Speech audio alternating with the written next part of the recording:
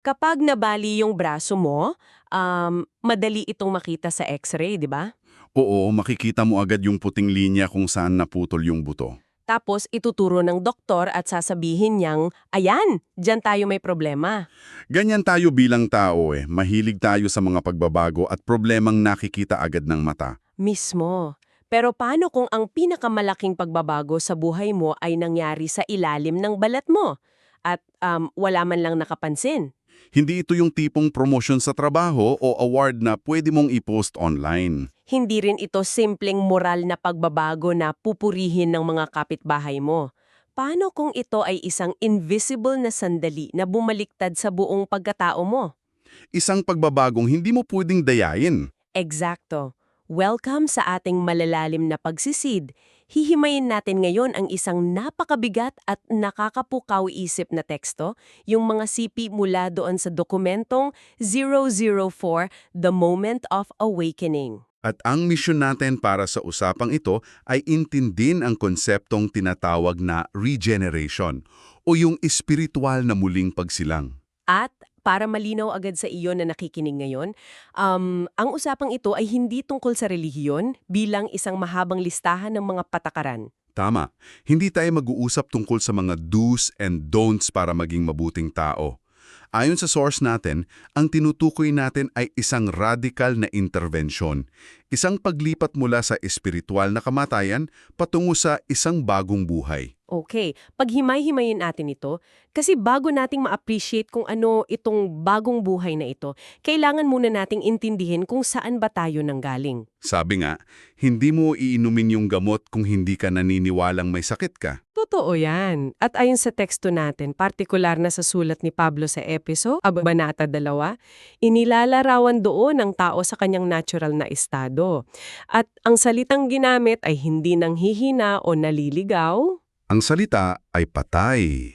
Patay sa mga pagsalangsang at kasalanan. Patay talaga, walang buhay. Yan ang pinakamabigat na diagnosis na matatanggap ni Newman. Kapag sinabing patay, ibig sabihin wala kang anumang kakayahang tumugon. Binanggit sa teksto natin ang obserbasyon ng sinaunang theologian na si Augustine. Yung may ginamit siyang termino Latin? Oo, yung incurvatus in se. Ibig sabihin nito, ang kaluluwa ng tao ay nakakurba papasok sa sarili nito. Nakakurba papasok, kumbaga nakatingin lang sa sarili? Mismo, kung isipin mo, ang disenyo dapat ng puso natin ay nakabukas, nakatingala sa Diyos at nakalahad ng kamay sa kapwa.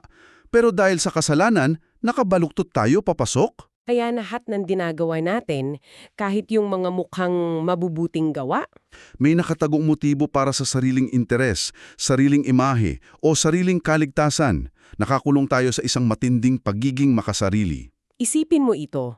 Madalas nating ituring ang mundo bilang isang malaking ospital. Lahat tayo may sakit. Lahat tayo may sugat. Kaya kailangan natin ng therapy o magandang payo para gumaling.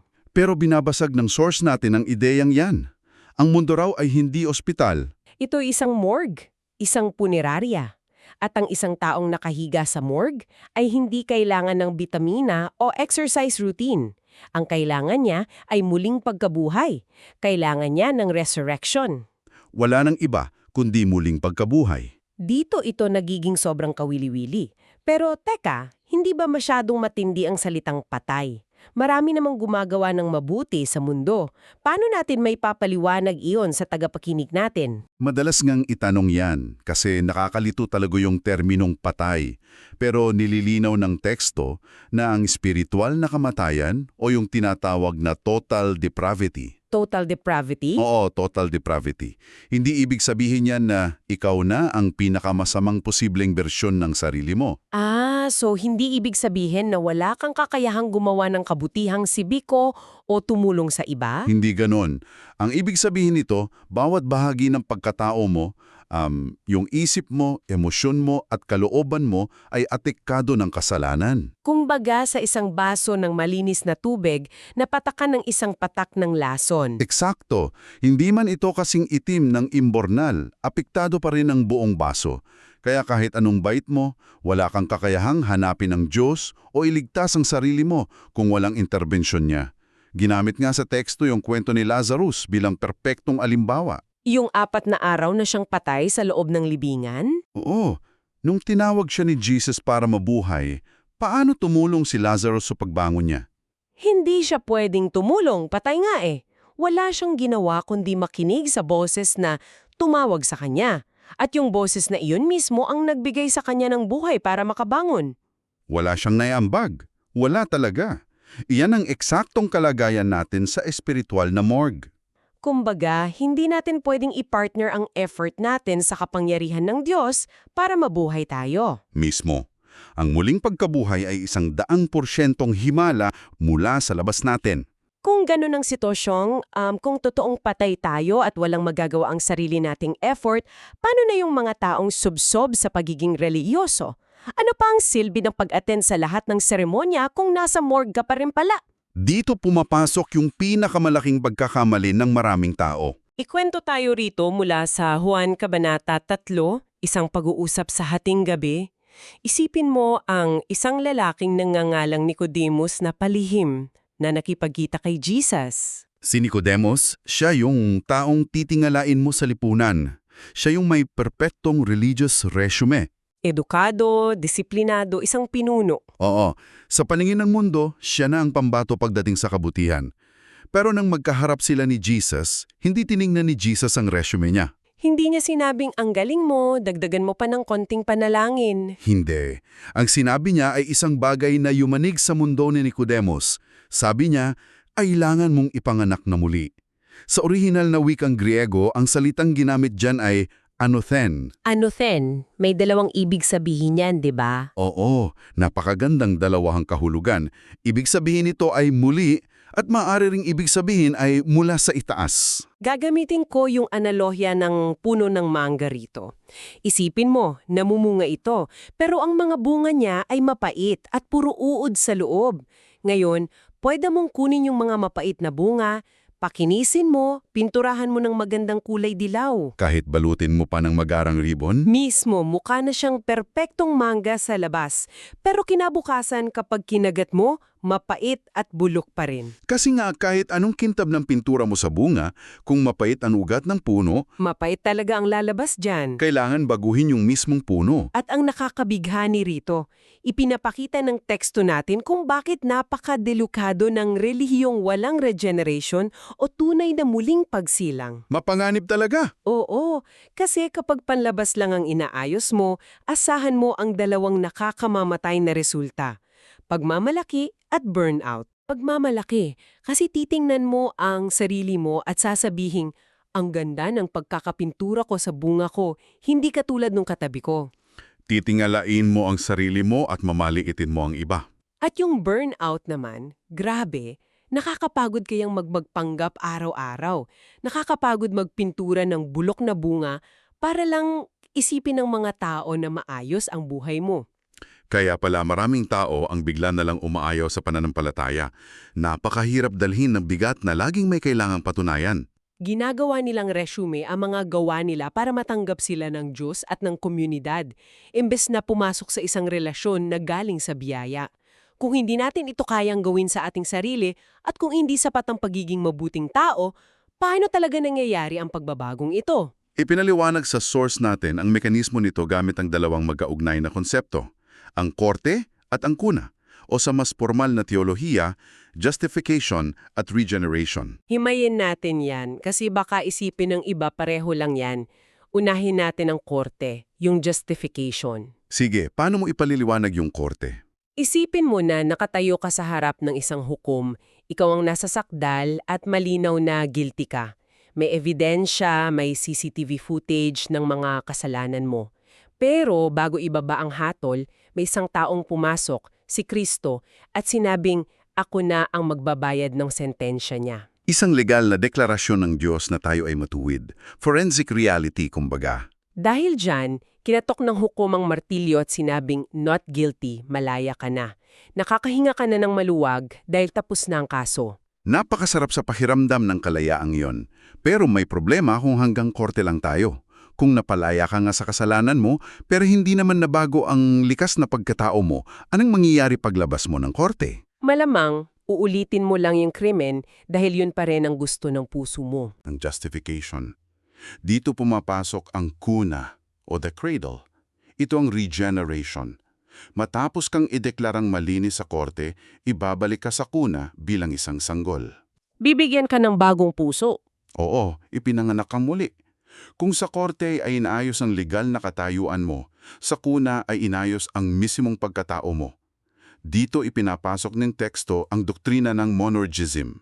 Medyo malalim na salita yung monergism. Galing iyan sa wikang Griego na ang ibig sabihin lang ay isang gumagawa. Ipinapaliwanag nito na ang kaligtasan natin ay gawa lamang ng Diyos. Mag-isa niya itong ginawa. Wow, mag-isa lang talaga niya. Oo. Kung ikokonekta natin ito sa mas malaking larawan, binanggit sa teksto yung mga pananaw ng mga reformador tulad din ng Martin Luther at John Calvin. Nanindigan sila sa konseptong sola gratia o grace alone. Biyaya lang, walang halong sariling sikap. Gustong gamitin natin yung analohiya na naiisip ko tungkol sa isang napakagarang piging o banquet. Isipin mo, may dalawang bisita na naglilingkod at nag-aayos ng mga upuan sa loob. Pareho silang nagtatrabaho, pareho silang pawis na pawis. Pero magkaiba ang dahilan nila. Mismo, yung unang bisita, tawagin natin siyang the worker. Nagpapakahirap siyang maglinis, magbuhat at magluto dahil umaasa siya na kapag nakita ng may-ari ng piging ang sipag niya, papayagan siyang makakain at makapasok ng tuluyan. Ang buong motivation niya ay bayad. Oo, at yung ikalawang bisita, siya yung perpektong larawan ng grace alone. Tawagin natin siyang the gifted guest. Pumasok siya ng may libreng imbitasyon, di ba? Tama. Nagbubuhat din siya, nagliligpit din ng pinggan, pero hindi siya nagtatrabaho para makapasok. Binigyan siya ng libreng VIP pass bago pa magsimula ang piging. Naglilingkod siya ngayon, hindi dahil natatakot siyang palayasin, kundi dahil umaapaw ang pasasalamat niya sa nag-imbita sa kanya.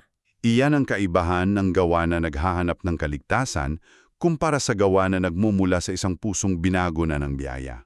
Ang sarap pakinggan na, walang pressure. Malinaw na ang Diyos ang gumagawa nito. Pero bilang tao, paano natin ito nararanasan sa loob natin? Paano natin malalaman kung ang nararamdaman natin ay tunay na pagbabago o simpleng emosyon lang? Ano ang ibig sabihin nito para sa tagapakinig natin? Diyan pumapasok ang isang napakahalagang pagkakaiba na ipinaliwanag sa teksto natin. Ang pagkakaiba ng guilt at conviction. Ito ang isa sa mga pinakamalalim na bahagi ng ating source. Madalas nga natin pinagpapalit ang dalawang yan eh. Ang guilt o ang pakiramdam ng pagiging may sala ay madalas nakaugat sa pride o pagmamanaki. Nakatuon ito sa sarili. Kapag nakaramdam ka ng guilt, ang sinasabi ng isip mo ay, ang galing-galing ko, bakit ko nagawa yun? Nakakahiya ako sa mga tao. Sira na ang imahe ko. Wounded pride ito. At dahil sarili mo ang sentro, humahantong ito sa kawalan ng pag-asa. Wala kang matakbuhan kasi ikaw mismo ang bumigo sa sarili mo. Paano naman yung conviction? Ang conviction o ang pag-usig ng budhi ay nakatuon sa Diyos. Imbes na sabihing, nakakahiya ako, ang sinasabi ng conviction ay, nakasakit ako sa isang banal at mabuting Diyos at wala akong kakayahang ayusin ito. Kailangan ko ang kanyang awa.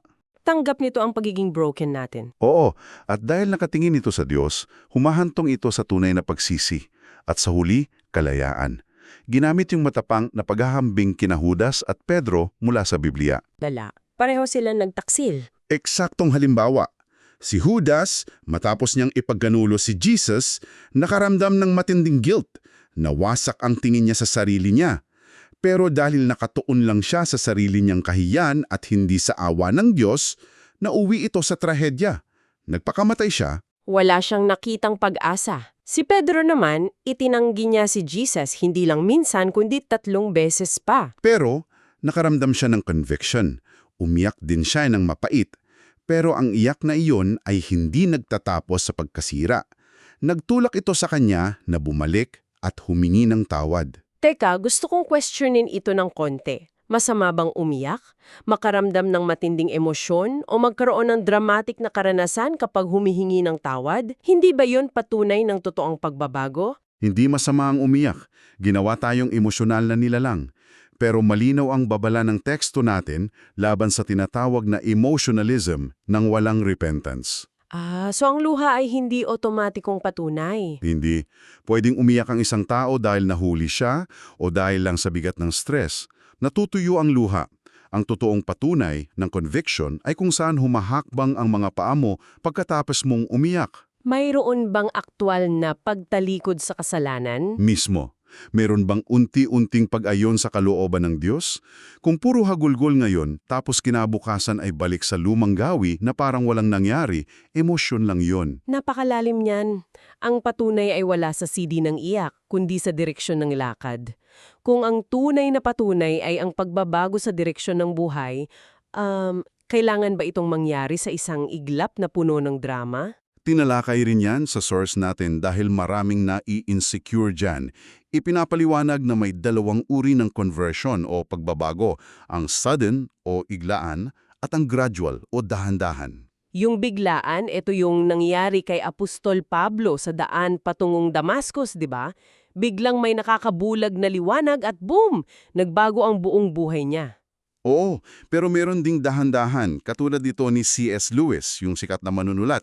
Hindi siya nakakita ng liwanag sa langit, naging Kristiyano siya sa pamamagitan ng isang mahaba, mabagal na proseso ng pag-aaral at pakipag-usap sa mga kaibigan. Ang ganda nung analohiya natin kanina tungkol dyan. Ang kwento ni Pablo ay parang kidlat, bigla ang pumutol sa kadiliman ng gabi. Nakakagulat, maingay, imposibleng hindi mo mapansin. At yung kwento ni C.S. Lewis ay parang bukang liwayway o sunrise, dahan-dahan. Minsan, hindi mo namamalayan na nagliliwanag na pala ang taligid. Hanggang sa ma-realize mo na lang na, uy, umaga na pala. Parehong kidlat at bukang liwayay ang nagdadala ng liwanag. Parehong itong totoo at parehong valid. Nagbubukas ito ng isang mahalagang tanong. Paano kung ang tingin mo sa kwento mo ay boring, walang drama, walang kidlat? Anong payo ng teksto para dyan? Ihikayat ang tagapakinig na wag ma-insecure kung wala silang dramatic na kwento. Huwag hanapin ang emosyon ng unang araw. Hanapin ang apat na katibayan ng totoong awakening. Ano-ano yung apat na yon? Una, pag-unawa at pag-ayaw sa kasalanan. Ikalawa, pagtitiwala kay Kristo. Ikatlo, bagong pagmamahal sa Diyos. At ikaapat, nakikitang pagbabago o transformation. Ang tinitingnan pala ay hindi ang intensity ng emosyon, kundi ang patuloy na bunga at paglago sa bagong pagkakakilanlan sa pamamagitan ng pagbabasa ng banal na kasulatan, panalangin at komunidad. Ngunin natin ang buong paglalakbay natin sa malalimang pagsisid na ito. Nag-umpisa tayo sa pag-unawa na tayo pala ay nasa isang spiritual na morgue. Patay at walang kakayahang iligtas ang sarili. Mula roon, binasag natin ang ilusyon ng relihiyon na hindi solusyon ang pagpapanggap at pagpipintura ng bulok na bunga. Nakita natin ang kalayaan sa korte at sa kunan ng Diyos. Na ang Diyos ang nagbayad ng utang natin at siya rin ang nagbigay sa atin ng bagong puso. At natutunan natin ang pagtukoy sa tunay na conviction na hindi lang nakadepende sa dramatikong emosyon, maging kidlat man o bukang liwayag ang kwento mo. Bago tayo maghiwalay, gusto kaming iwan ng isang kaisipang pwedeng mong pag-isipan mamaya. Isang panghuling nakakapukaw na kaisipan. Binanggit natin na ang tunay na patunay ay ang patuloy na transformasyon araw-araw.